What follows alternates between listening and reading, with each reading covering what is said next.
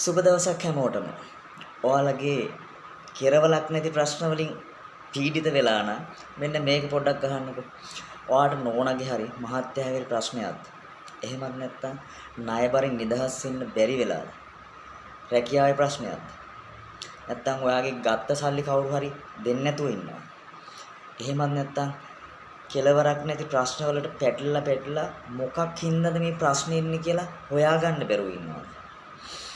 එහෙනම් ඔයා කරන්න ඕන පුංචි දෙයක්. ඔයාගේ ඔය ඔක්කොම ප්‍රශ්න ටික එක අරගෙන ලියා ගන්න. ඔක්කොම එකට ලියන්න ගියොත් ඔයාට එකක්වත් ලියා ගන්න වෙන්නේ. ඔයා ඉස්සරලාම ප්‍රහේලිකාවක් විසඳන්න හිතුවොත් ප්‍රහේලිකාවේ පළවෙනි ප්‍රශ්නෙට උත්තරය හොයනවා මිසක් සියලුම ප්‍රශ්න වලට එකපාර උත්තර හොයලා ඔයාට ප්‍රහේලිකාව විසඳ ගන්න බෑ. පළවෙනි ප්‍රශ්නෙට පස්සේ ඒකේ පිළිතුරු හොයාගත්තට පස්සේ ඔයාගේ අනිත් ප්‍රශ්න ටික ඉබේම ලියන මාර්ගය හැදෙනවා. ඔයාට පුංචි හරි ඇඩ්වයිස් එකක් ඕන නම් මට කමෙන්ට් එකක් දාන්න. සුබ දවසක්.